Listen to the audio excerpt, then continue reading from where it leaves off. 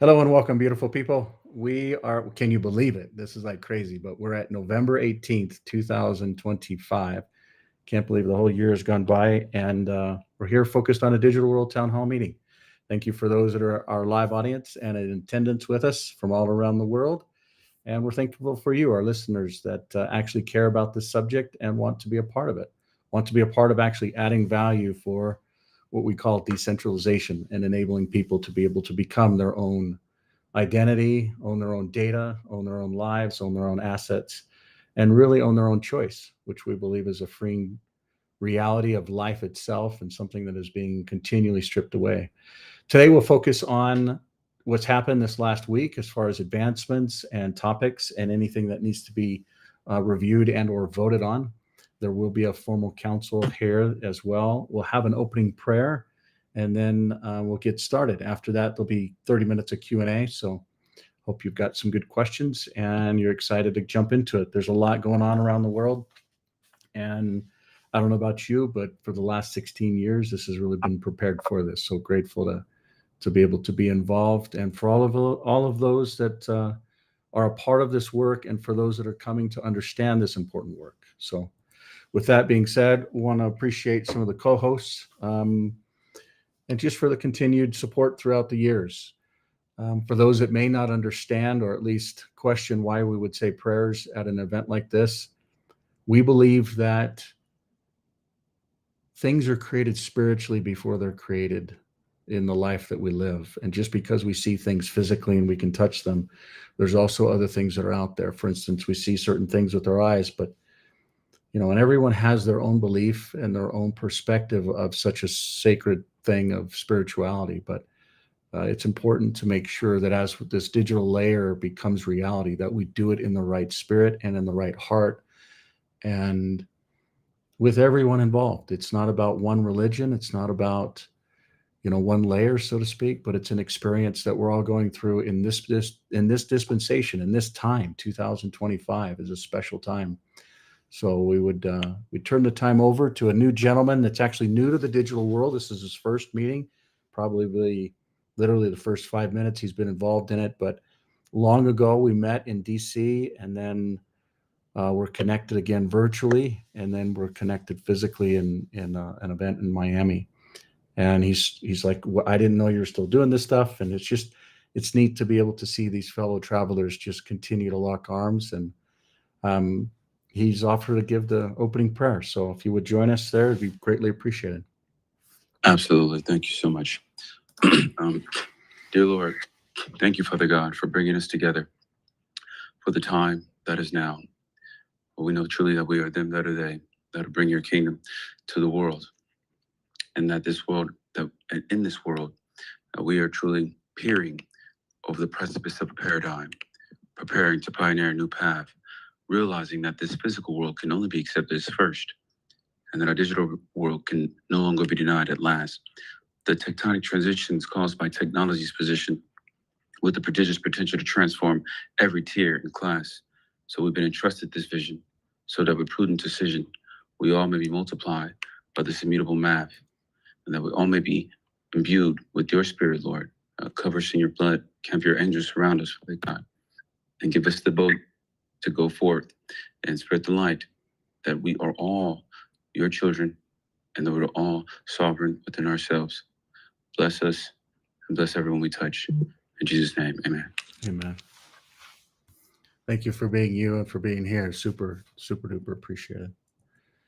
As a reminder, this is a private membership association, and some of the things we may talk about, not only are they spiritual based and in the digital ecosystem, but they are forward looking. They're a part of the future, but also looking at the past and the current realities. And for those of you that pay attention to the news, I think it sums it up that there are secret combinations that are working within different realms, and they take over systems and they control systems. And it's important to identify that, but also to be able to build parallel systems that aren't about control, that aren't about centralized environments and secret combinations, but that do things in transparency and honesty and for the good of all. And so the choice may be able to be realized. There's lots of moving parts and a lot of noise, and ultimately there's secret combinations that are private, and then some that we see publicly. And I think a lot of that, is through the eyes of different media outlets. But the reality is we as spirits and physical bodies know and understand what truth is. And with that being said, we understand and most can actually see innately that decentralizing control or data or identity or systems is a natural thing. We see it in our bodies, we see it in the simple things of life, as well as through a microscope or through a telescope. Decentralization is a true and correct principle, and which is the core of the digital world, but it's at the layer of identity per se. So some of you may have seen these different layers, but ultimately identity is what we're talking about first within the digital world. There'll be other elements that'll tie to finance and storage and communication and assets and endorsements, which are finally really becoming very real, especially from normally centralized systems like states and others. And then just different services that can be laid on top of that, as well as different governances.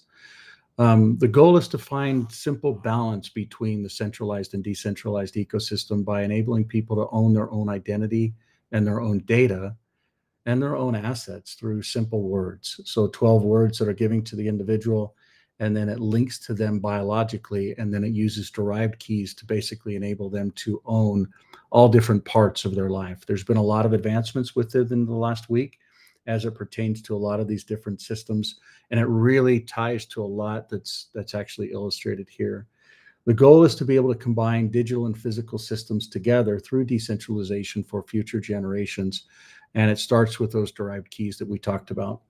We're wrapping up the 2025 year. Actually had a solid meeting with the CEO of Clear Homes, well over $1 billion, and hopefully to take that to 1.4 billion before the end of the year. The Clear phones, they'll actually be pushed, and we'll have a new release in October 2026. And there's going to be some new updates to some of the ones that will actually ship in the interim, and just beautiful, beautiful realities there. Closing out the year at 7 different exchanges. The goal this year was 5.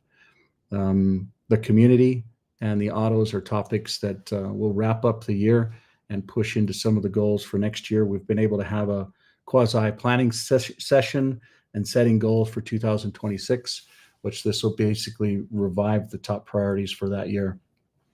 Some interesting things happening in Utah as winter starts to come, and it ties to a lot of different resorts coming together and opening with a goal of actually being private and tying to some of the laws that are already in Utah and tying to some of the laws that will be coming here in the next little while.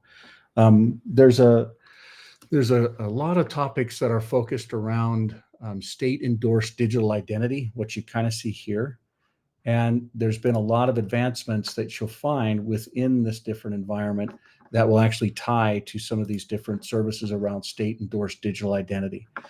For those that are not aware, I'll do a real quick review because the legislative process, I actually talked with a senator here from Utah today, and really the chief privacy officer and the team around him last week, tying to some of the legislation that will actually come available in January.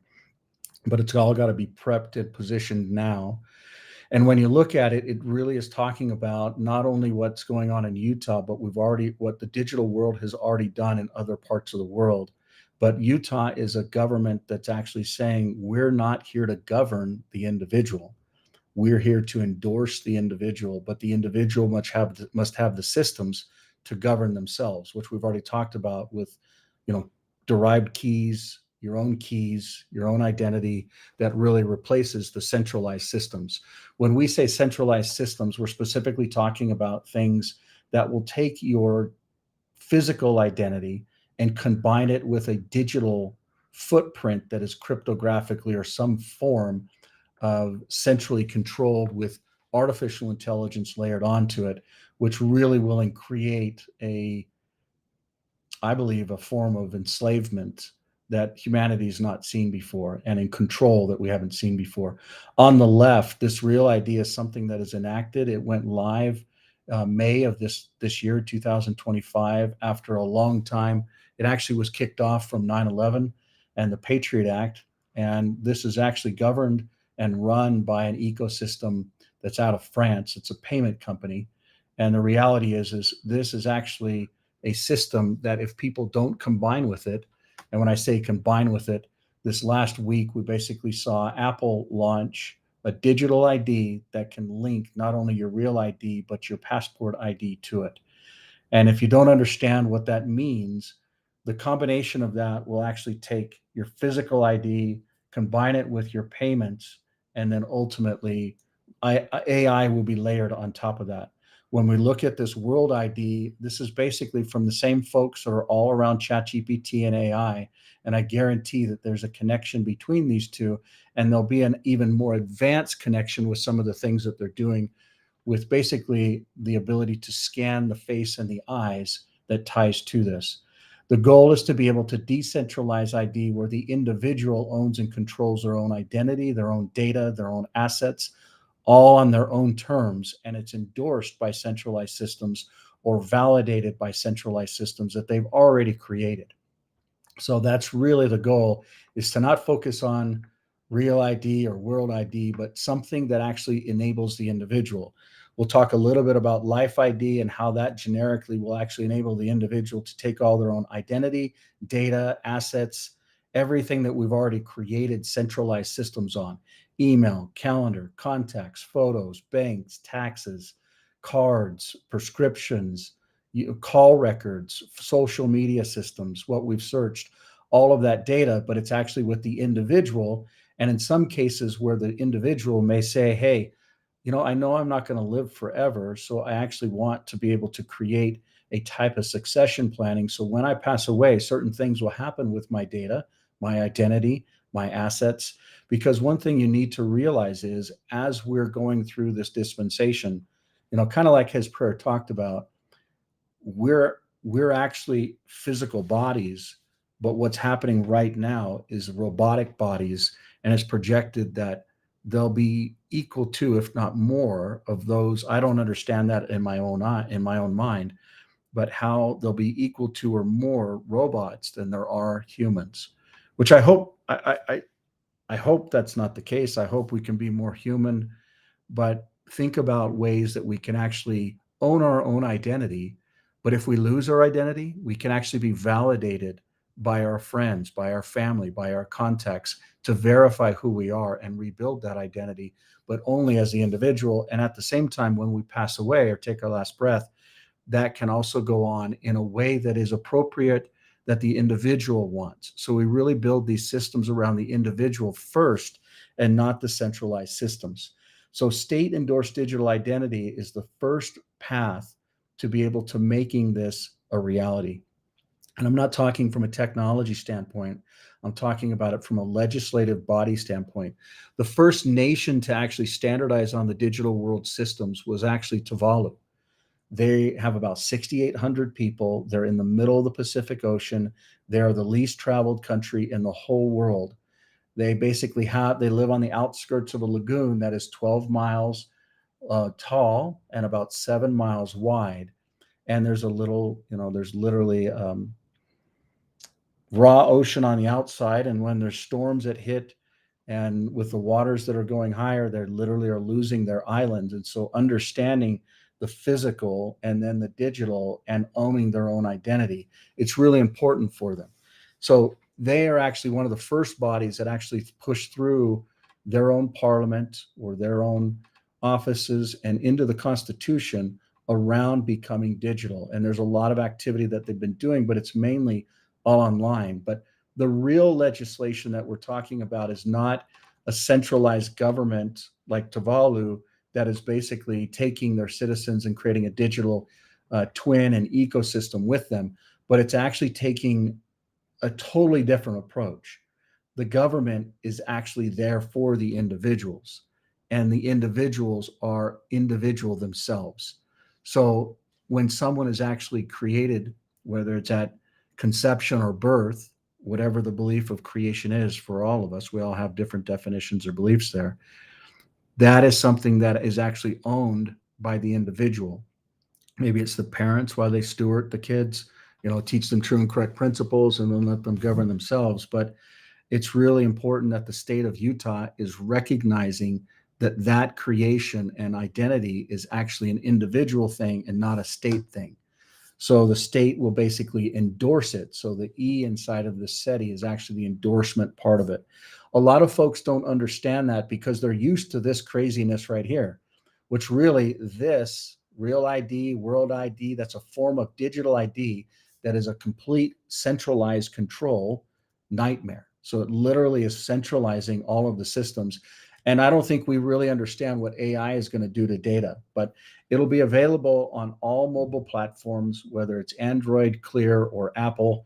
It'll come natively on Clear devices, and the Clear devices will have 16 other apps that are integrated on top of it, but ultimately it'll work on any device. It'll be an open standard, an open platform, and this just walks through two different use cases that was particular for the actual parents, whether you have children or whether you have grandparents, and how the state could actually enable a guardian to manage the identity and data and transactions for their loved ones. And so think about a state that actually gives guardianship from a court order from one to protect another. For instance, for those of you that may not know, I grew up in LA and I grew up in foster homes basically from age 9 to 16, but I was actually a ward of the state. So the state actually gave guardianship of me to foster parents. And I had wonderful, amazing foster parents. I couldn't have asked for better examples and just amazing people. But the point is when I was 16, I was emancipated from the state of California, and that guardianship was taken from the state and from the foster parents and given to me as an individual. Now, I chose to leave LA, which I think was one of the best choices I've ever made in my life. And I hitched a ride to Utah, and the rest of all of this is basically history. I was trying to understand what to do with life. And I think through difficult things in life, we are all given the opportunity to make choices that can either push us in one direction or the other. And in my case, the direction was really to what this is today. But there's so many people that have said, you know what, I can believe in that. I can get involved in that and I can align with that.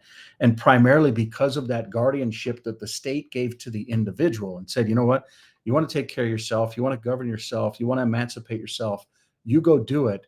And we don't have to pay a monthly fee. We don't have to be involved. Your health is your health. Your identity is your identity.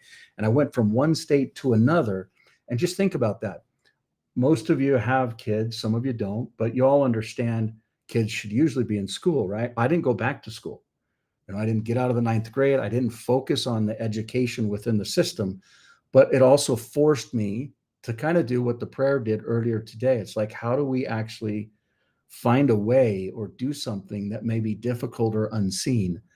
And I believe that the things that society has been going through and will continue to go through until we understand that we are all accountable for our own choices. And to have those choices is a gift. And I really believe that a lot of these different choices are being taken from us. And a lot of people just think that that's normal. But these systems can literally enable us to be able to have a form of guardianship over our own lives. And maybe we're young or maybe we're elderly and we need help. This type of a program within a state can actually enable a lot of the abuse and fraud. Like there's a lot of different deep fakes that happen with an elderly person that has a younger person that reaches out to them and says, hey, we need funds or this or that. It's a real problem. $10 billion just in one type of a fraudulent thing a year in losses.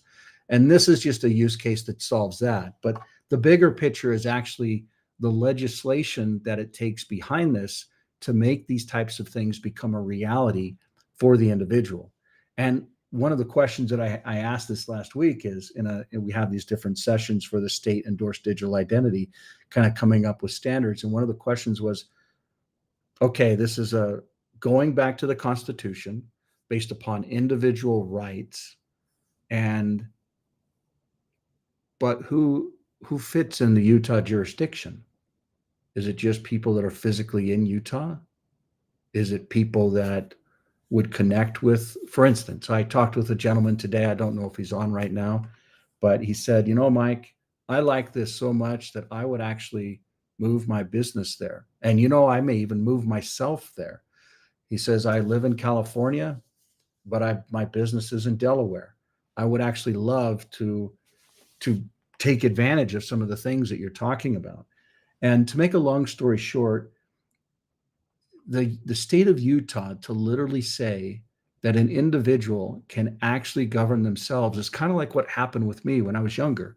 Because I actually, you know, for the I lived in LA in I lived literally in a lockdown campus. I don't know if you can see here, but this is actually a knife mark where you've got, you know, I was stabbed, blah, blah, blah. There's a couple deaths on the high school campus. And I said to my social worker, do I have to stay here? This is crazy.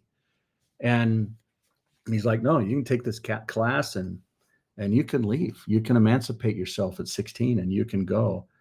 And you're no longer a ward of the state or under that responsibility. You would be your own guardian.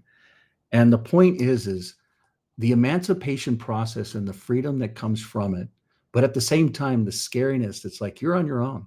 Like think about it. How many of us really look to a global health organization, the World Health Organization, to say this is actually healthy? And I look at the different lies that have come from. I won't even talk about the V word, but what I'll say is like the pyramid of the diet, like what is actually good for us. For those that are may not aware, like I've recently in the last month or so, I've taken on a diet to just eat protein and cut out all sugars.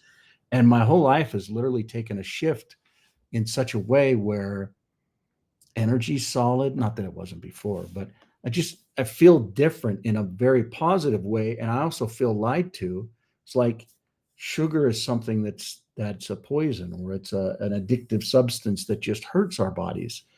And even though I personally love vanilla ice cream, but the point that I'm trying to drive at is not ice cream, and it's the ability for the individual to choose and be accountable for their choices.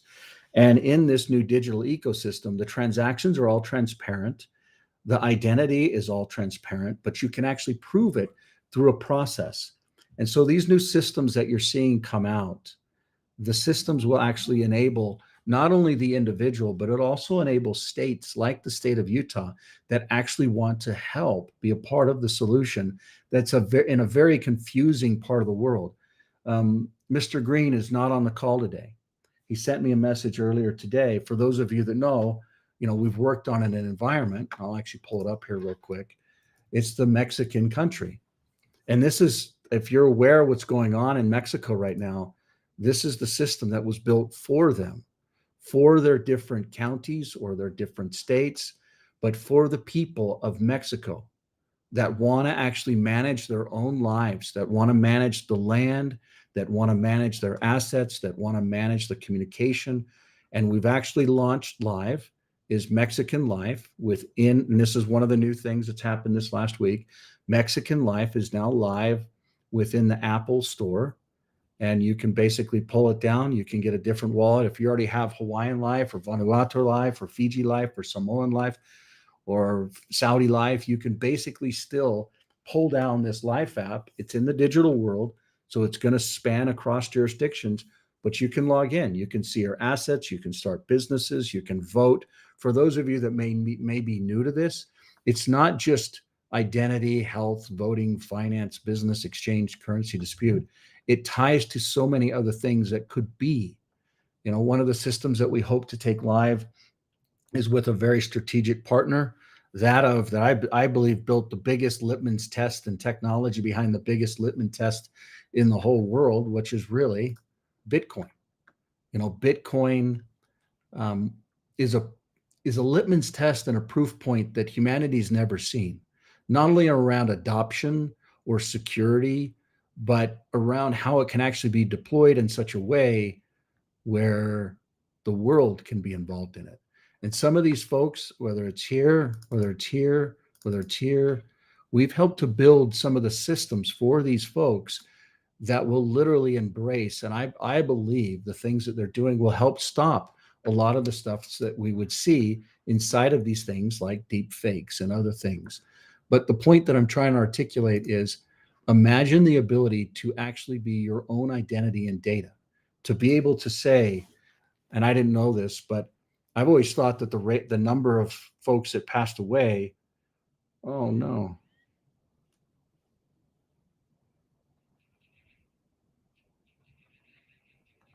that passed away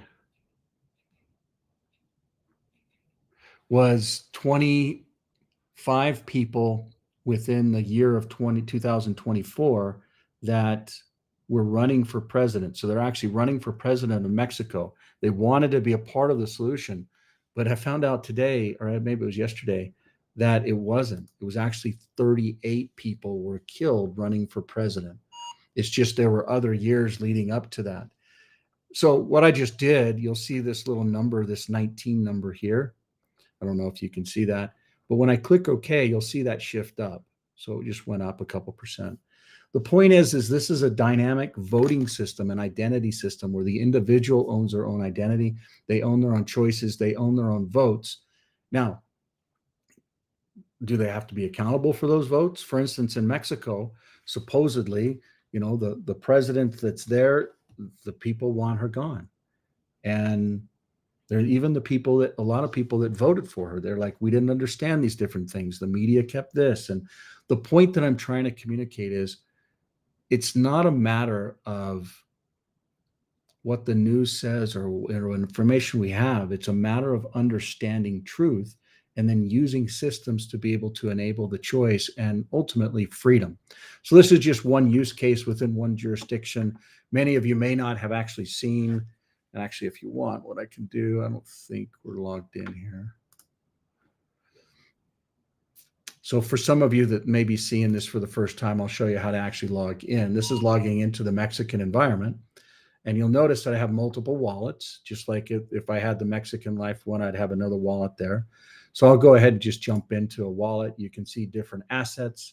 You can see different ways to be able to exchange assets. You can see different exchanges. You can literally see shifts in real time, which can actually do, let's just do one, real-time transactions. So for some of you that may be seeing this for the first time, this is literally a real validated transaction shifting. And it's not just from one jurisdiction, like you'll actually see these are assets in one environment. But if I go into the Utah environment, so we're showing you the combination of what's happening in Utah based upon the laws here in Utah. So these are 5 laws, actually 6 laws that are amazing. And we hope to build on top of this House Bill 470 as well as this Senate Bill 260. Those 2 laws are what's actually going to hit here in another little while. But if one wants to log in, so I'm going to log out so you can kind of see how the login process works, but cross jurisdictions. So we're operating within the digital world, but we're using different systems to actually operate with. So you can kind of also see, there may be a different business in this environment versus some of the other environments. And I just may be a part of some of these businesses. For instance, this one I actually don't run, but I'm actually a part of it. I can actually help from a management standpoint or others. But the point is there's a lot of different environments that are cross. So these are the different wallets, how they'll work, how the assets, or you can actually see, you can see the different wallet. Let's load this up here. Let's refresh here. There we go. So you can see how you can have one identity, but different wallets from different jurisdictions, but it all ties to the individual that then builds a reputation. And when you do this, it's not one of those environments where like you can have multiple different profiles that are on one environment per se. So this is just a refresh topic. So this is an interface where all of the actual data and identity and keys are actually on the device, which I as an individual have. So if people, may want to log in on a different system, it doesn't matter if they're logged in. It's 5-factor authentication based upon the individual, and no one else can transact with the system even once you're in. So it's a very different environment for those of you that may be seeing this for the first time. With that being said, whether it's in Mexico or whether it's in Utah, the legislation and laws, so the legislation and laws that I was just showing you here, are really key and crucial to being able to have a system where people can actually govern themselves. And what the state of Utah and the leadership within the state of Utah are doing is true and correct. And when we talk about, helping to build some of these standards or systems, especially when it talks about, there's so many amazing people that have actually helped to build a lot of this. Phil Winley, he was a board member for a very long time. And he worked with a lot of different folks, Tim as well as Sam. These are folks that have literally dedicated their lives to technology that I believe will actually help humanity, probably more so when they actually pass away. I think a lot of the complexities are actually getting the awareness, getting the adoption. This man has literally had systems and apps that have been out for so long, and they're so understood and valued. I believe it's the fundamentals when we look at things such as, I'll go to the digital world here real fast. When we look at these different layers that we talk about, so it literally all starts with identity, which that gentleman just literally helped build. There's finance layers, and people in the crypto world know what a lot of the finance capabilities are with different technologies in the blockchain world, et cetera. But what we're talking about here is real-time payments with real-time identity that ties to storage, that ties to communication, assets, endorsements, which is where the state can then do certain governance, and then other services around validation, tons of other things. When I say services here, I'll zoom out and kind of show you specifically what I'm talking about. These are some of the services: trademarks, corporations, identity, wallets, reputation, voting, marriage. There's been 107,000 marriages done within the state of Utah that are digitally performed and cryptographically certified. That's massive. No one else in the world is doing that. When we talk about some of these basic things that Utah's already done, decentralized autonomous organizations. So how can you actually go and create an organization and actually have it from a standpoint of identity actually become an individual entity that governs or can be managed in a private way? So think about it just like a private membership association, but where the individuals in it are private, but they all have a voice. And it can mirror all the existing systems or corporations that are currently out there: a B Corp, a C Corp, an LLC, et cetera. But the point that I'm trying to articulate is the services can layer on top of all of those different layers. And now that there's a lot of maturity there, it's time for mainstream mass adoption, which ties to the launch and announcement of this Life ID. So Life is basically a replacement for Bitcoin that operates in true privacy and true real-time speed. So there's no delay, there's no centralized system, no governments, no banks, no systems that say, you have to pay to engage or you're not able to be involved. There's no permission to it. You can literally deploy this system and you can compete and replace those centralized systems that we were talking about earlier. The Real ID, the World ID, no. The Digital ID, no. You can literally be your own ID or Life. You don't even need to buy a Clear product with this Life platform. It's separate from Clear. Clear is literally a service provider, or the Clear companies are service providers in the digital world, but Life is what we all have. The breath, the ability to just be alive is what we've all been given. And it's amazing, but it does tie to these same things that we've been talking about. But the ability to actually, have an asset that everyone can get involved with, that everyone can be a part of, that we don't have to worry about, did you get a miner? Were you aware of it early? That whole Bitcoin environment, this litmus test with these amazing folks' technology and the folks that are behind Bitcoin, I really believe proved a point where humanity can actually adopt something that is not centralized. And it's not just through scarcity of 21 million, but it's a matter of how it actually gets deployed. And one of the crazy things is actually the time frame around how this new life environment will actually work. It's a global system. There's no one that will ever be separated and say you can't be involved in it. Everyone can be involved. There is no permission. It's permissionless. And it's not looking at it from a short-term standpoint. We're talking about starting now, the ability for people to get involved, for different cultures to expand and become aware. Like I'll jump on a plane here in a couple hours, and literally there are people from all around the world that have flown into an event that wants to see and understand these same types of systems. But it's not just for our generation. This is a generation that will go, or a system that will go on for 1,000+ years. And that's the goal, is how do we build all these different layers, identity first, but one of the most complex is a storage one. But how do we build all of these so they can actually last 1,000 years, all integrated, so that humanity can actually stand on it? And so inside this SETI environment, one of the things we're talking about is how identity and then really verification or endorsements or transactions or sharing can actually be done in a very private way at scale and for future generations. So think about it. We've got AI today, but what's going to happen when systems can actually connect up others in a very intelligent way? There has to be zero knowledge proofs in all of the data that comes into it to be able to have that as a standard. And that's one of the things that the laws within the state of Utah can actually enable. And that is enabling people like that are in the life environment that actually want to run their own life can actually become a part of.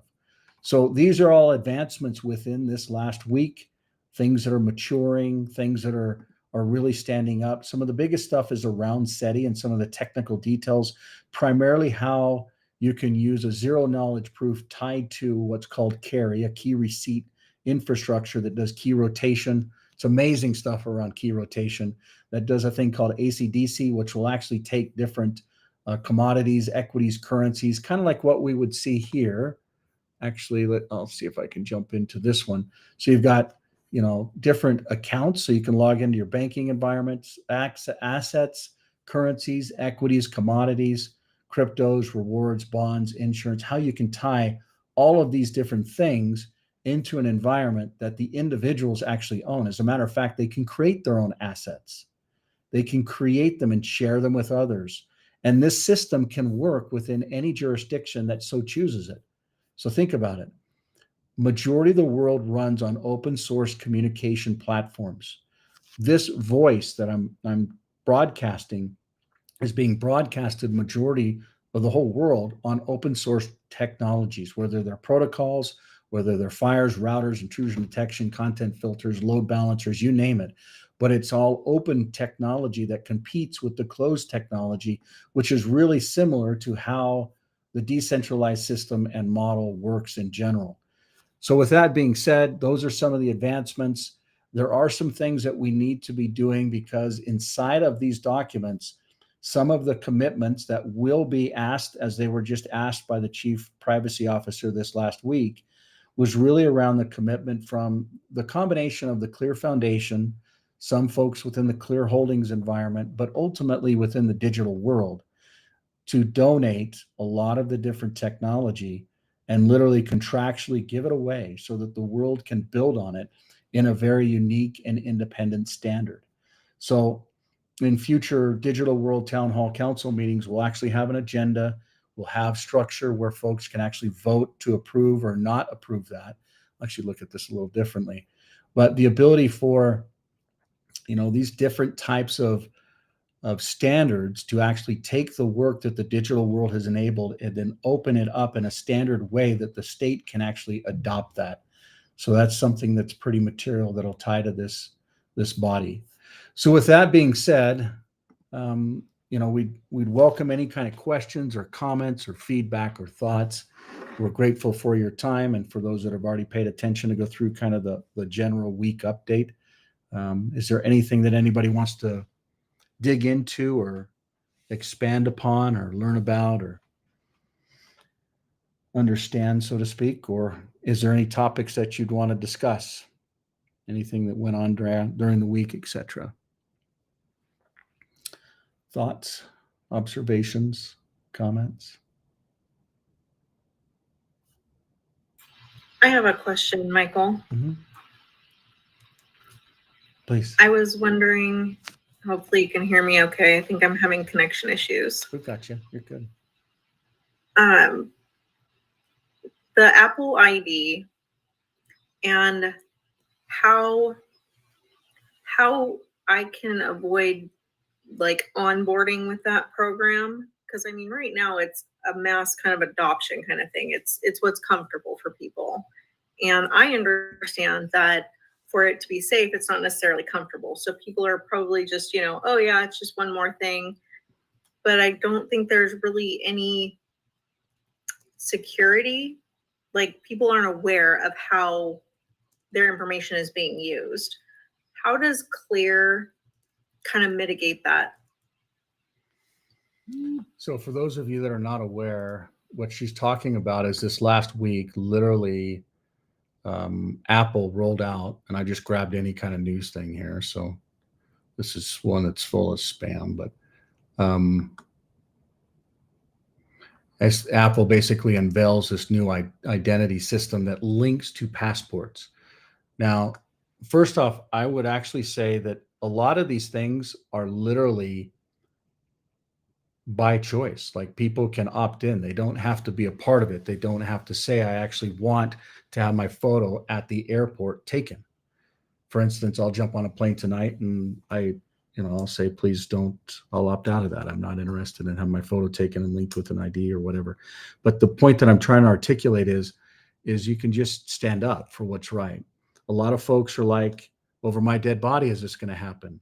Other folks are like, I don't see the issue with it. And the reality is this is a very, very important and key topic, because an organization like Apple, where the iPhone, it's not the most widely used in the world, but it's the most widely used in the United States. People will literally just be the moth to the light and just continue to kind of go to it until we find that, there is no other choice. There is no other way out per se. And I would argue that you always have a choice, just like in other environments, we may have been thought that, or been under the impression that we don't have a choice. I've got to social distance. I've got to put a mask on. I've got to get a poke.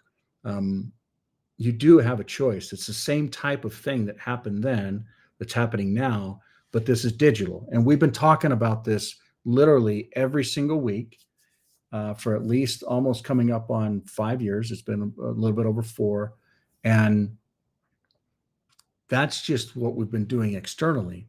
For over a decade prior to that, we've been working on solutions to these same systems. We built phones for it. So people can say, you know what? I actually want all the way off of Apple. I want to actually, I'm going to try and get out of that. Oh, I keep going there. I want to actually have an operating system that I can trust. I want to have apps that I can trust. I want to have data that I as an individual actually own. And so we've built phones, but that's not the solution for the whole world. So it's like, I've got an Android phone. I've got this phone. I've got a Samsung phone. I've got, different phones need the systems for it. And so what I'll do is I'll click here and I'll actually come into this environment. I'm going to log out here. Actually click on downloads. And you'll see it works on any phone in any jurisdiction that depending on what kind of union or country or state you want to be involved in. So all of these are Apple-based, applications. And in my opinion, the answer is ignore the digital ID. Focus on ID that is the individuals. So when we look at this environment here, this digital ID is literally there for centralized control. It is there to basically take away the freedom where one could actually choose to own their own identity, their own data, and their own assets. And that's it. It's just that simple. You have the choice. You can make the choice. And like the folks that are on here literally say, we're going to actually try and understand the future, and then we're going to implement the future, and then we're going to train others on the future. And that's what it really comes down to. is people telling people. That's how Bitcoin got out there. As a matter of fact, I'll fly to a gentleman, meet with him tomorrow. I believe he helped drive 30+% of the awareness and adoption of what the world calls Bitcoin today. Now, is Bitcoin the end all be all? Is Bitcoin, in the last week, we've seen it drop, I don't know, well over $20,000 per coin. That's a massive shift. We've seen a lot of things shifting in the market. I personally believe that we're in for an interesting shift in life per se, in a financial environment, as far as what's coming within the next year. But this next 12 months, the choice around digital ID will absolutely be each one of ours. And for people telling other people that there is a parallel path, there is an alternative, and all they have to do is just start becoming a part of it. There's a lot of different services that we were talking about within this digital world, and a lot of us choose to be a part of them. A lot of us choose to use centralized logins. A lot of us choose to link up a passport, a physical passport, with a digital ID system that's centralized, instead of saying, you know what, I actually want to join an environment where I can actually travel, I can transact, and I can be free. I can identify it how, myself, so to speak.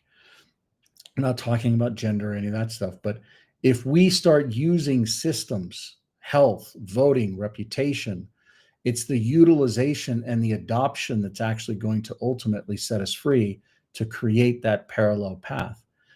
So I hope that answers a question, even though it's a long, it could be a simple answer, but does that make sense to you, Victoria? It does. And I understand that the apps are free and you can download them. And I do use, excuse me, an iPhone and an Android. So going between the two, transacting, and a lot of people don't understand, that you can transact and how ownership of your own data happens. A lot of people, especially our aged community, think that because they have a phone in their hand and it saves their passwords for them, that's safe. Mm-hmm. And I have to explain to them that it's not safe, that Apple got hacked, a month ago, and all that information just got handed to these hackers, and that now they have to go change all these different passwords because their keychain literally held all their passwords to their bank accounts, to, their Facebook, social medias. Mm-hmm. And how putting their information and using this app allows them that control. Mm-hmm. Are you able to kind of expound on that? Like, how does that give them ownership of their own information? So a good example is what we were talking about with this guardianship system. So imagine, and we'll use the use case that you were talking about with an elderly person that's like, you know what, my passwords are just here and my username's here, but they still really struggle with just basic logins. But what if you could say, Grandma, all you have to do is just scan this QR code using this app, and you put the app in a certain place. And some folks are like, well, my grandma doesn't use a phone. There's always the paper processes in the existing systems. This is building a system for future generations, not necessarily past. But I can tell you that, my mother-in-law and even my they literally,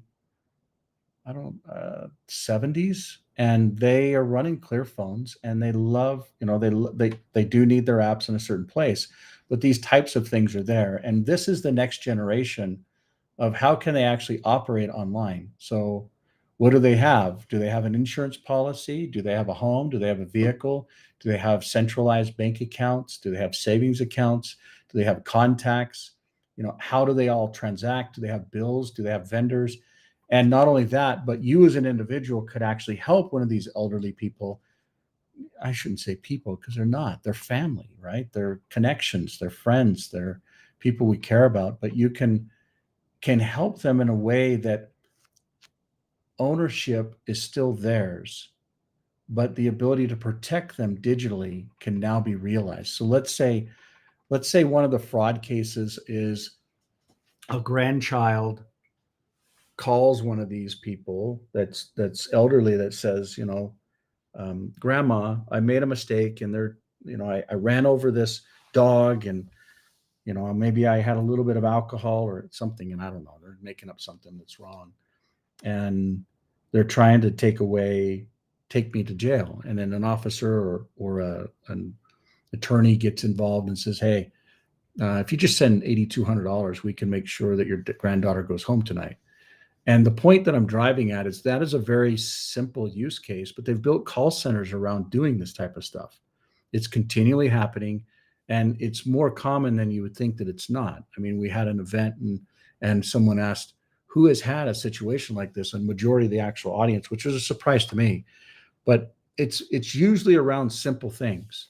It's usually around, how do I navigate? How do I get to this? How do I make a phone call? How do I, get logged in most of the time?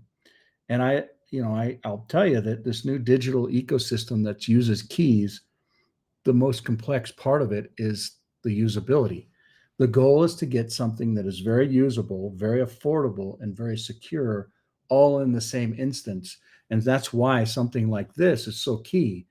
Someone can literally just scan it. They don't need to remember usernames or passwords.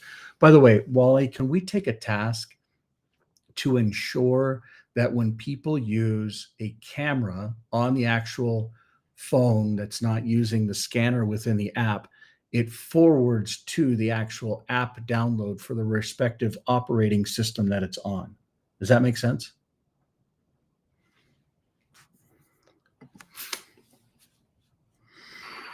Yeah, it does. Okay. So, make a long story short, the goal is to get the logins very, very simple. And I'd say 80% of the support reality is literally usernames and passwords and login. So I hope that makes a little bit of sense. I know that there's still a lot of complexities around adoption, but other thoughts or comments or feedback? Hi, Michael. It's great to go through all the details and see all the growth. Thank you so much. Really, I have a question around B2B and onboarding businesses. I see this to be a huge value to organizations, corporations, limited liability corps, and institutions like schools, private schools. So how would you present this as an opportunity to an organization or an institution, B2B? Would they have their own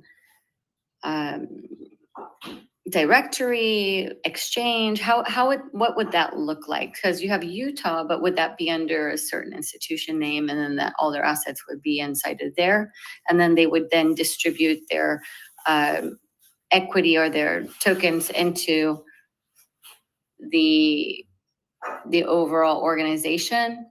Can you just walk through that a little bit? Yeah, Thank you. For sure.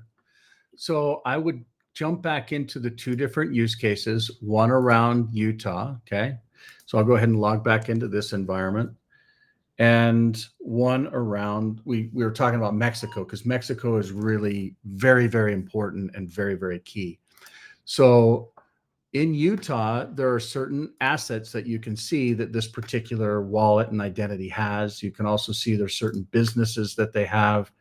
You can see that there's certain accounts. You can see maybe other types of records, etc.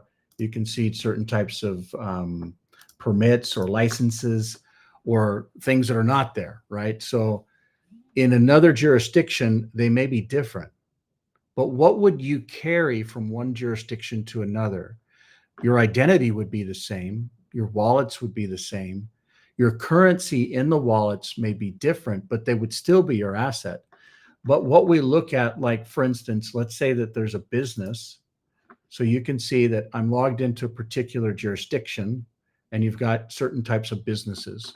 Then we'll go to a different jurisdiction and look at the different businesses that are here. The businesses in this jurisdiction are from the Mexican environment. the businesses from this jurisdiction are from the Utah environment. So you would actually, just like you incorporate today, like if you incorporate a business in one jurisdiction, and what's really neat is if, let's say we wanted to start a new business, let's jump in and do it over here. So if we wanted to create a new business, and I want to say, if you do it in the digital world, you can actually create businesses in different jurisdictions as a default. So you can literally just check a couple boxes and it opens them in other jurisdictions. But just like you have the governing rules within one jurisdiction, that would apply with certifications or permits or licenses or businesses or voting. But your assets and your identity would move from jurisdiction to jurisdiction and always be consistent. Does that make sense between the separation? So if you got a degree from one university in one state, you know, that degree would be with you as an individual, but it would still always be from that university. So if you needed another degree, you'd go to a different university or school and get a different degree, and it would stay with that. Does that make sense to you? I think so. So So let me put it into context. So you know, I have my wallet, I have my credit card, and all my assets are there, and I can spend my money in whatever jurisdiction. Correct? Yeah, you got it. So your assets. Okay. You got it. Yeah. So there's a value that's okay. I believe I understand that. The second piece to that is, So when an individual is registering under, say, Mexico, are they under Mexico or are they under their own entity? Because it seems like we're all individualized, yet we would be under that still governance. Because that at least that's how it appears to me. That's exactly right. So if you started a business in Mexico, it could be you, the individual that started it, but it would still be in Mexico. So when you logged into a Utah jurisdiction, you wouldn't see that same business. Does that make sense? Now, Yeah. the world could actually see it. For instance, you know, we talked to these folks earlier today. So this is, you know, actually I won't even talk through this one, but you can see that this jurisdiction of Utah has this business, whereas this jurisdiction, let's look at this one, actually has this business. And these are all public facing systems. So no one needs to log in. They can see that this organization here was actually incorporated within this jurisdiction, and therefore, but the jurisdiction is still within the digital world. So the assets float from one environment to another environment. Like you can work in Taipei, Taiwan, and get paid in, let's say, renminbi or similar, and then you can go to Hawaii or other jurisdictions and use that currency in these other jurisdictions. And the foreign exchange, you know, you use a currency system that basically shifts it, but you still went to school in Taiwan, you still made your money in Taiwan, but you're living in Hawaii, so to speak. So it's still on the same earth. The assets are still yours. The identity is still yours. The wallets are still yours, but they shift from one jurisdiction within the digital world to another. Does that make sense? Yes, I'm thinking ahead of things a little bit, so forgive me if I'm confused. But I'm thinking, when we talk about jurisdictions, we're in the digital world jurisdiction, and therefore we must apply the DLLC or the D corporation still, say, like in Wyoming, correct? In order to even have a digital world account. So there's a difference between private and public. So if you want to create a public business that you ask a city and a state and a country / taxing authority to exist. You can do that within the public system, and then you get a public bank account. And really, even though it's a public system, the world can't see what's happening behind the scenes. This environment shifts it on its head, where everything is private. So you can actually incorporate a business. It can be a different kind of business, but it's your private business per se. And it uses the decentralized autonomous right here organizational structure. Like, this is actually laws that's been passed in Utah and Wyoming and some of the United Arab Emirates. But literally, the ability to actually do this decentralized / private ecosystem is what the digital world enables. So if you want to do something that's public and is in the banking system, you can do that within the existing current frameworks. If you want to do something that is private, and then possibly even link them. So let's say you want to come back over and let's say start a business, you can link into the existing financing system, banking system, taxation system, IRS system, etc. But that's where the disconnect is right now, is between the private and the public and the laws that actually connect those together. And that's what I believe Utah is leading the pack in, is legislation that can enable the individual to be private but still operate within systems. Yeah, that's good. So, All right, thank you. mhm. Yeah, thank you so much. Other thoughts or comments? Michael, this is Jeff Schwartz. Would it be appropriate if Yeah. I just spoke for a moment? Please. Welcome. Uh, Great to have you Um, here. Please. Hold on a moment here. Just get my camera on. So, well, first, let me introduce myself. My name is Jeff Schwartz. I'm the founder and CEO of a company called Identity, and I'm chairman of the Decentralized Identity Foundation, which is the global standards and protocols board for W3C, GIF, identity protocols and standards. So I've been getting to know Michael over, a number of months, and I've grown to have great respect for him. We spent 2 hours on the phone today. And I will tell you that, for a company, we've processed 60 million identity credentials. We have 5,000 builders on the program right now. We've grown, 10x for the last 4 years.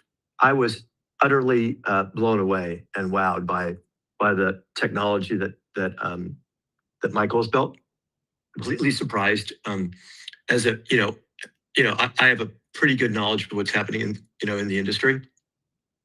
This is a gem that completely blew me away today. The functionality, the ease of navigation, the range of services, the infrastructure. I mean, I was truly wowed by it. And so what we're now thinking about, Michael and I, is how do we build bridges, a protocol between what Michael's built and what we built, or I'll say the broader decentralized identity industry. So that's just an independent view of the system that he's built, and I'm a believer in what he's doing. That means a lot, Jeff. Thank you, especially from someone that's a OG / veteran of this whole industry. I mean, you've been leading it. For someone like you to come in and see that and identify it and align with it, that means a lot. Thank you. So, well, I think we share first principles, and I think we share the view that that prosperity follows freedom, and the technology that you have built and that we built is this data sovereignty technology is an unlock for freedom and liberty, and I think those are the conditions for prosperity. So I think future generations will be well served by the work that we're doing now. well said. I think we could end the whole meeting on that note. That's real. So, yeah. Thank you for joining, and thank you for taking the time to understand it. And I look forward to building with you, Jeff, in many ways. So, Yeah, lots of opportunity. I mean, it surprises me. I was really truly blown away and surprised at how far along you've gotten, Michael. I mean, it's a testament to, you know, the work that you've done and the capital that you've deployed and time. I mean, you've been at it for a long time. So, you know, I think the bridge between our companies will, you know, I think it'll find new demand, new areas and pockets of demand, and that's what I'm looking forward to. You know, and just as a reference point, AARP is one of the biggest investors in my company, and they have 40 million members. And I think about the opportunity of the two technologies together, what we could do, not just with AARP and their member base, but, you know, all their partners, CVS, all the other service companies that are associated with it. That's just one idea in particular. So I look forward to figuring out the use cases and just cranking it with you. So yeah, thanks for taking the time and joining us. You're welcome every week if you want to join us. We basically just report out on the weekly updates and what we're focused on, and then any kind of questions, and then general, if there's council topics that we got to vote on, like here, we'll have to vote on donating a lot of stuff and, you know, things like that. But it really is, the digital world is completely owned by no one, and everyone can benefit and use it in their own way, however they choose. So it's is there a DAO? Is there a DAO that is responsible for governance, or is this the DAO? The digital world basically creates the DAOs. It enables the DAOs. Mhm. So it's in a category of its own where it doesn't need to ask for authority from any central entity or ecosystem. It just is. It's like the digital world can actually enable people to come up with their own DAOs and to create their own private businesses or SPVs or trusts or B Corp or C Corp or D Corps, etc.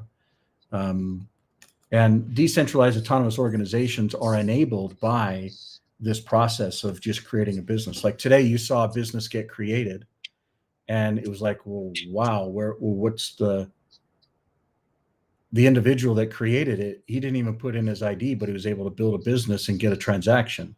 That is what decentralized and autonomous really means, right? Yep. So yeah, you know, the thing that I've come to appreciate about you, Michael, is that you understand the concept that maxis build movements, but pragmatists build markets. And so, you know, it's a world where you always have to be looking at the scoreboard. And if you invest time and money into building protocols that you believe can help people, you know, the key is not the best technology. Best technology doesn't win. I mean, we're not solving a technology problem here. We're solving an adoption problem. mm-hmm. We're solving, you know, problems of counterparty trust between people, enterprises, agents, governments. And unless you can find a way to get your technology and protocols to market, it's useless. And so, you know, these types of alliances that you and I are working on, these are alliances that pragmatists do, not maxis, right? And you know, the world is filled with maxis who built movements that never got distributed. So we focus on first principles. Certainly, that's what you and I always talk about. In fact, there's not a conversation that you and I have that doesn't talk about liberty, freedom, or the Constitution, candidly. But we're pragmatists. We're go-to-market guys, and unless you can find a way to go to market, it's useless tech that sits on the shelf. Yeah, that means a lot from somebody that's got 60 million user base. That's a big deal. So, other thoughts or comments, observations, realities? Pretty neat to hear a perspective like that, isn't it? Somebody that's been in the industry for so long to come in and validate it and support it and endorse it and embrace it. Absolute exciting. Daniel, thank you for waking up in the middle of the night when we started our meeting. We were like, where are our friends from Norway and Sweden? You know, they didn't wake up at 2 a.m. So thank you for being here.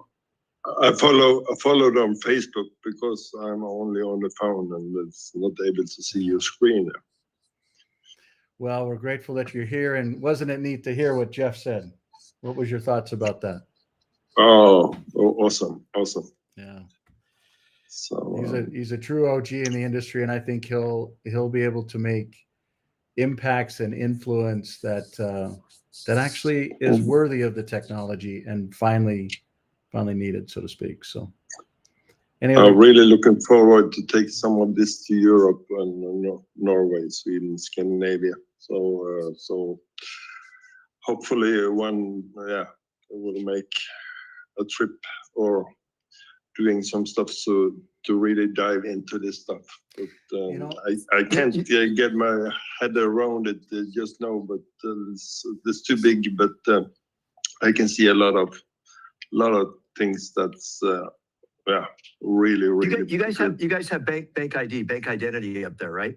That's a very popular system. Yes, in Norway, yes. Right. So that it's, this decentralized identity stuff is basically that, right? Like you can log in anywhere with your bank ID, right? Yeah.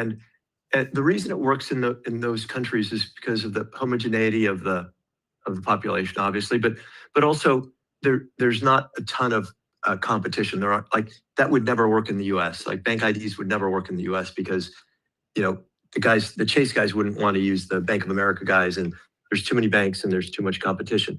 That's why there needs to be an independent, consumer-focused, dedicated system, right? I mean, you're not going to log in with your bank ID. You're not going to log in with your mobile phone ID. We got to get off the addiction to Google and Facebook and big enterprises owning our identity. It's got to be sovereign. It's got to be stored at the edge. You've got to own it. And the way I think about this is that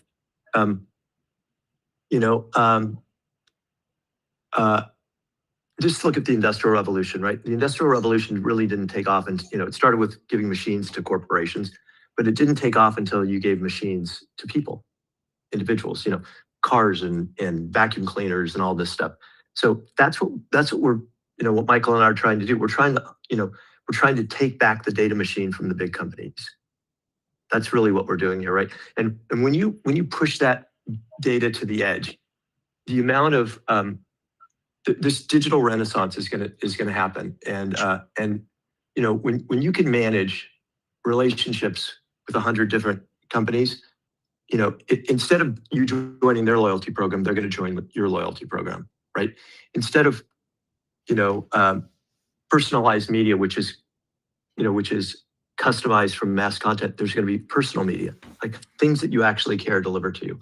So it's going to change everything when we get this system up and running, and forget how it works, whether it's carry or decentralized identity, our way, it doesn't matter.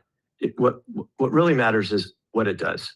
So don't tell me how it works, tell me what it does. And that's the exciting thing for us. All the stuff about how it works, we're going to figure it out. That's kind of below the waterline.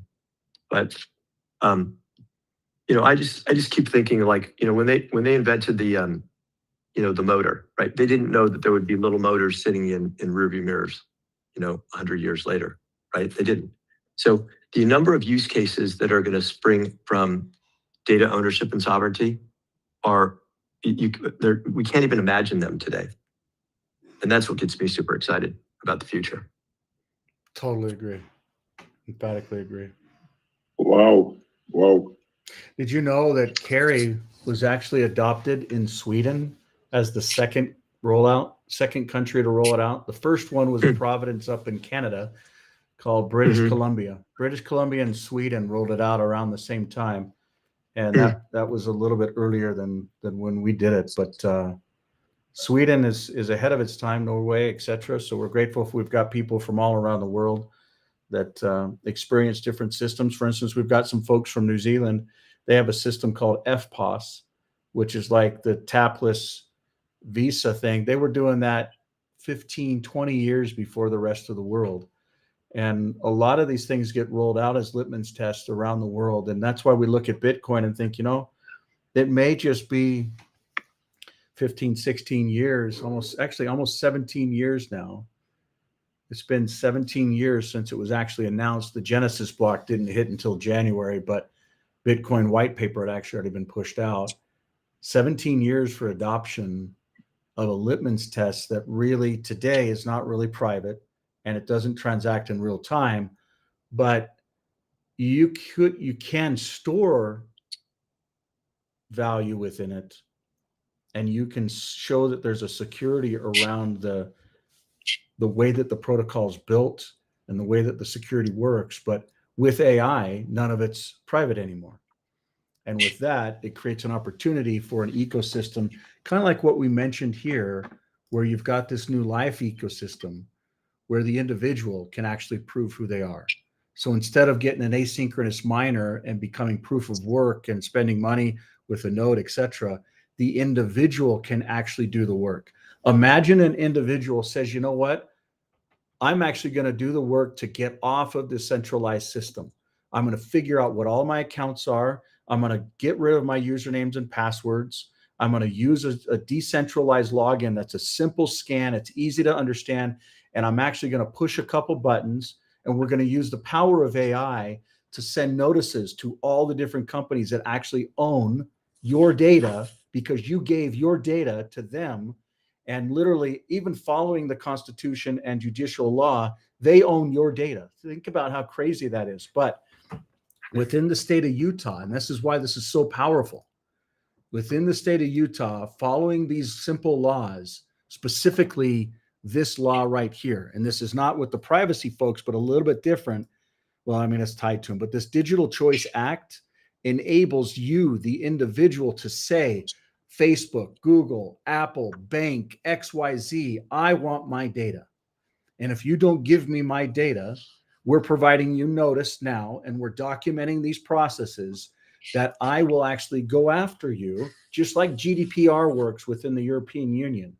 And think about all of us collectively saying, we didn't get our data. Class action lawsuit based in the digital world with these types of pushes. Imagine the force that's going to be. And I'll give you an example of a shift that happened in the lives that we all live. Like, I remember when people used to smoke everywhere. I didn't really think twice about it, but now people don't. When was the last time you saw, and I live in Utah in the middle of the mountains, so I don't see it all the time. But my point is just like I'm getting on a plane tonight, there was two stewardess that got cancer and one attorney that said there must be a triangulation here. Let's do some research. They proved that secondhand smoke caused the cancer. Therefore, a ripple effect throughout the industry shifted it. Imagine if we can say, we're going to take our lives back, and you can actually be a part of the new type of Bitcoin ecosystem, Bitcoin 2.0, where the individual validates their own life, their own identity, their own payments, their own assets. And you push a couple buttons and it automatically goes to all of these different organizations. For instance, in the health world, think about this. The health protocol, HIPAA, Health Information and Portability and Privacy Act. Now, this was an act, just like the acts we're talking about. The individual is actually supposed to be the one that owned the data in health information and portability, so it can move around, and Privacy Act. But it was actually implemented completely the opposite. For those of you that live in the United States and use the healthcare system here, you basically plug your data into every single, let's say it's a family practitioner or going to get prescriptions or an OGBYN or blah, blah, blah, different practices of types of physicians. You literally put your data in their system over and over again and take it from someone that actually managed not only healthcare systems 100% for states and multiple hundred, thousands of different physician offices, insurance ecosystems. Where there's mystery, there's margin. And pharmaceutical companies and insurance companies actually gain from the complexity, but the individual actually suffers from it. So imagine an environment where we actually are saying the individual in the middle says, I want my data. I actually have a protocol. I have a storage system. I have an encryption key, and you are to give me my data based upon these laws, that digital privacy law, that law around digital choice that was passed in Utah in 2025 and goes into effect July 1, 2026, literally says, I am an individual and I want my data in this format and in this way. And if they don't comply, now there needs to be some standards. And hopefully when we look at the SETI environment, that's what these standards are, is how can this different health set be pulled back to the individual in a way that is actually not just standardized within the state of Utah, but within the whole world, And maybe it's one state at a time, like the state of Utah pulled in multiple, I'll see if I can find some photos. They pulled in multiple different states, 12 different states. And these different states literally said, let's see here. I'm going to try and find it for you real fast. These different states literally said, out of the 12, 3 of them said that they're on, and we're hopeful that another 3 come on. These are the folks, this was actually at the conference here. And so you've literally got a majority of the real, these are amazing technologists, amazing security folks, amazing, I wouldn't say politicians, because these guys are not politicians, even though they work for the state. These guys care. These are individuals that literally are making a real difference to help drive standards, to help drive adoption, to help drive utilization where people can actually be free. And it's not just this body, but think about all the people in the audience, the 12 different states and the delegates that came out and said, we want to learn about this, even though we may not know about it. And it's the people, like, we got people from probably, I don't know, half a dozen countries from around the world that wake up at crazy times. And they're saying, we want to actually know about this. We want to be a part of it. People like Jeff, that's like, you know what, this may be a technology that's in a similar industry, but we want to integrate together. We want to be a part of this unity together with alignment. And that's how we're actually going to make the real difference. That's how it's actually going to come together. Jeff, go ahead. Can I riff for a second? Please. A couple things that you mentioned kind of resonate with me. First, things take time and then they happen all at once. So, it's like it takes time, and then suddenly, oh yeah, Propper's an overnight success. Well, no, actually, you don't know that he's been working on this for 10 years, and so things just take time. The second point I would make is killer use case. I never believed that coins were the killer use case for blockchain. Blockchain technology is very powerful, and I just want to make one point about killer use cases are unlock everything. So I've done 4 public companies and a good number of startups. I took my first company public in '99. It was the first automotive internet company. It was called AutoBytel. We were the first guys to publish invoice pricing on the internet in 1995. I spent years traveling around in the United States explaining to dealers what the internet was and how to use a mouse. And they all told me in a very patronizing way, son, the internet is for architects in San Francisco. And they told me that the only thing that matters was how big your ad was in the Sunday newspaper. As soon as we got invoice pricing online, the killer use case for the automotive internet, we put on 20,000 dealers, 20,000 dealers, half the dealers back then in the United States. We were the first internet company to do a Super Bowl ad. My point is that things take time and then they happen all at once. So I believe that the killer use case for distributed ledger technology, blockchain, is decentralized identity and privacy preservation. Those are the things that I believe. And how it all works, Michael and I could nerd snipe each other about protocols. We're well beyond that. What we're focused on is opening markets, and when you're focused on opening markets, you're a pragmatist, and pragmatists aren't maxis. They make compromises and sacrifices, and they do business deals, and that's the kind of guy that you have here with Michael, and it's certainly the kind of person that I am, and that's what we believe. We believe that decentralized identity is going to be everywhere. This is the most important. Data sovereignty is, in my view, the most important thing that we can do, and it's not going to happen in an interoperable way if we nerd snipe about protocols. That's not what this is about. it's about finding ways to build bridges in collaboration. And some of the things that Michael and I spoke about, it was a fascinating conversation for 2 hours today, but some of the things that we were talking about was,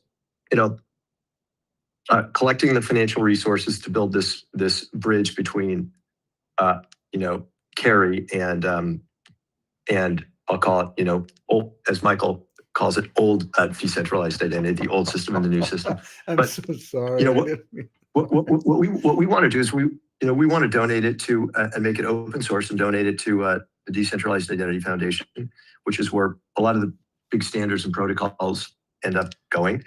That means everybody can use it and adopt it. And in particular, what I'm focused on is endowing an organization like DIF or Clear, however it may come about, with something approaching $20 million that could be an endowment to fund projects that build on this protocol that we're talking about building. So, and look, the end game here is freedom, and after freedom comes prosperity. So we believe in the same thing. Amen. Amen. I got a hallelujah too, which I appreciate. Anybody have comments on this amazing conversation and comments? I mean, it's neat to be able to see, isn't it?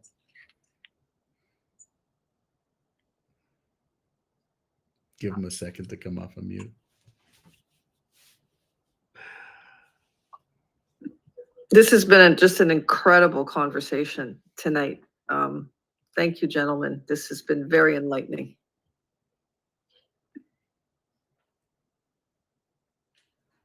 Thank you, Danielle. It's good to see, isn't it? I wanted to add, I'm coming off of a call with $100 billion fund and regulated one portion of it. Another portion of it is a full stack that they just now have under management. And they're so excited about this platform. They're so excited because they're a global wealth partner, basically, of sovereignty. And they only want to focus on impact. And it's just so nice because people are starting to get it.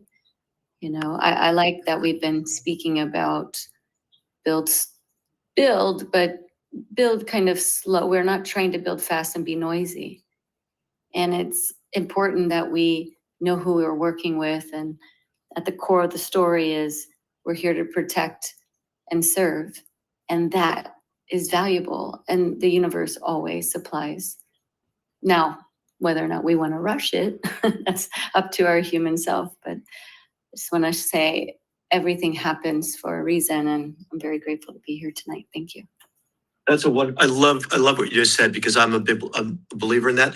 There are no accidents or mistakes in the universe. That there's a reason why at this point we're having this conversation.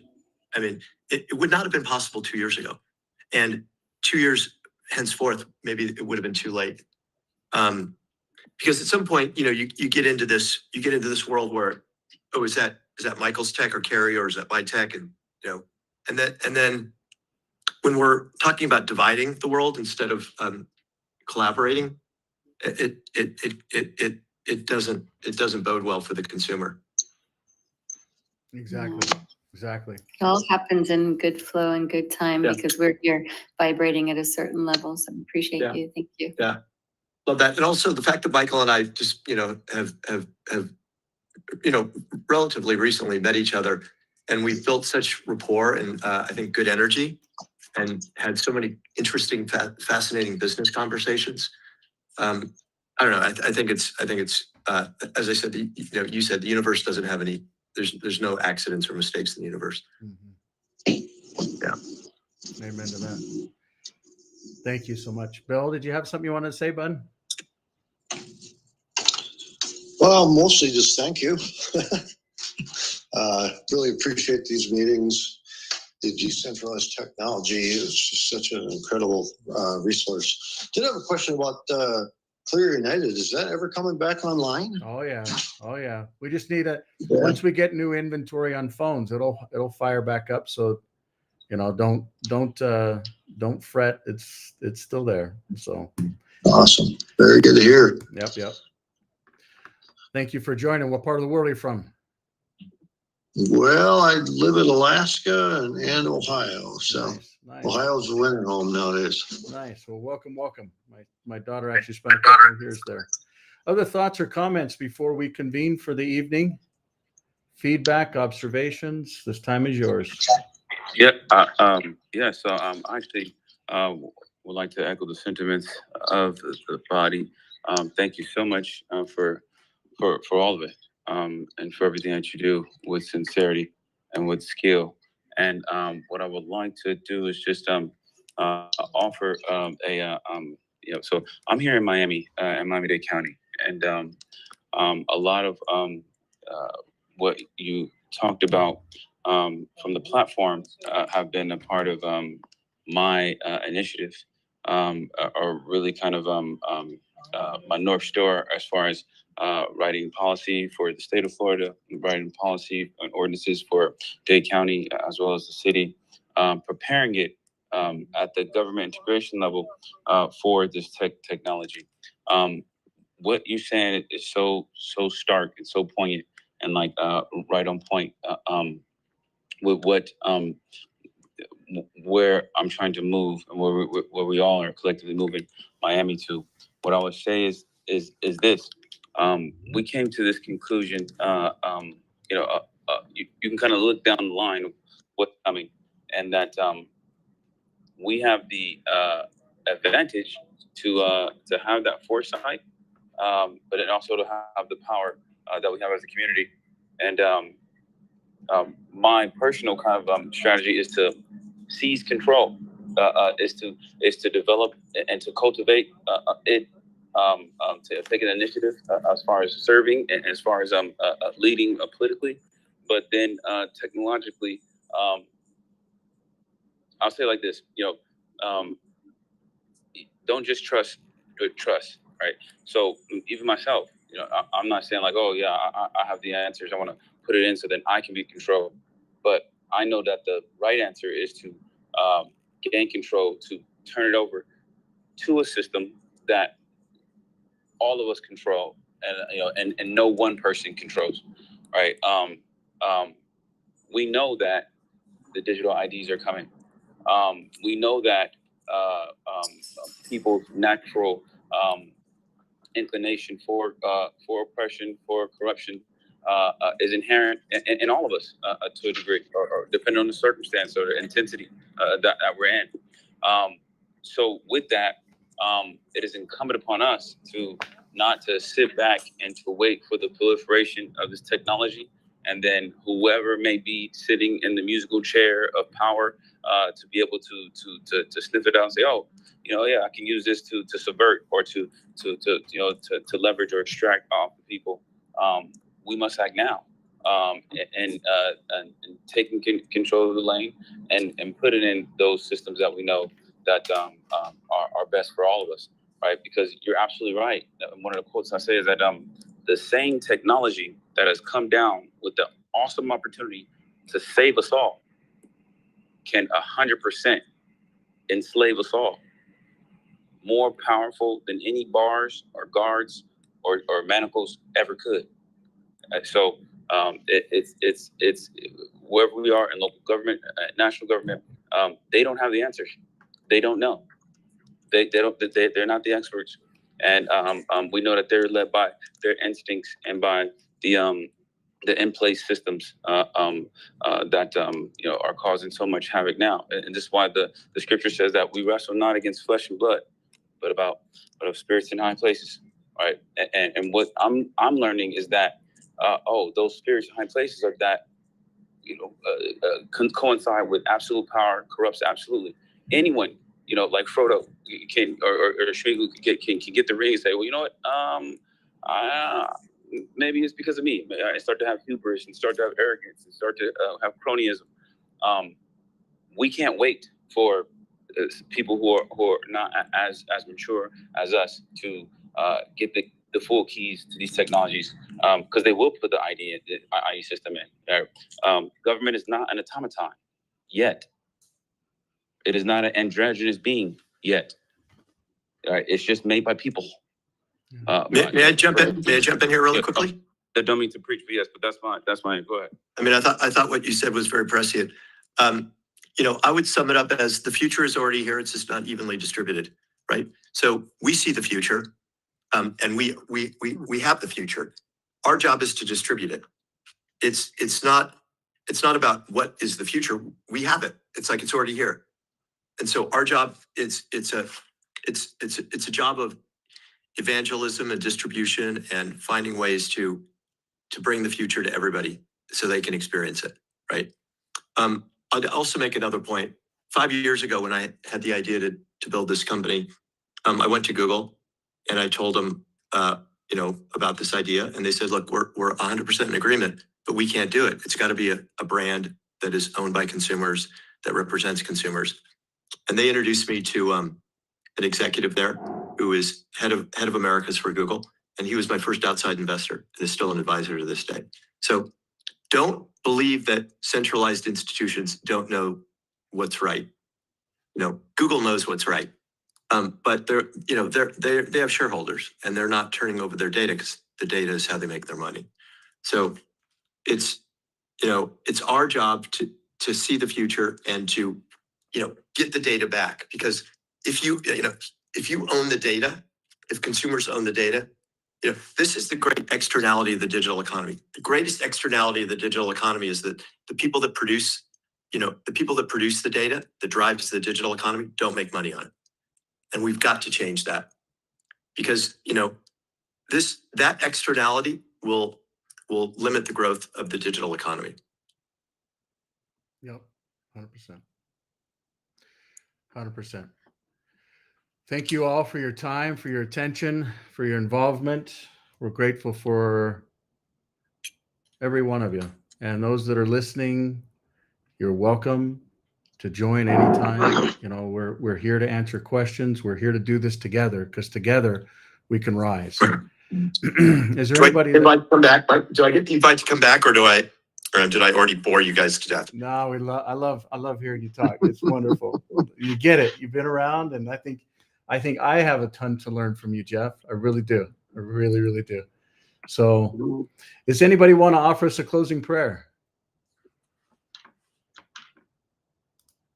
Thoughts, comments? I I can will- do prayer Yeah. unless somebody else wants to. Grateful girl, you want to offer it for us tonight? Thank you. So coming into this moment, into this now, and holding space into our heart and bringing awareness to all the beings who are here on this call, whether being through a digital device or digital divide, we are still one, we are still collected, we are unified in this one voice. I'm so grateful, and I call into the purity and the action of what this represents as one harmony. And each aspect, each creation, each build, and all of the finances flooding through in order to make it happen with clarity. And all the families that are standing aside, waiting and wondering how this is all going to work out. May this voice, our voice, ease their mind and their heart, knowing that it's already done.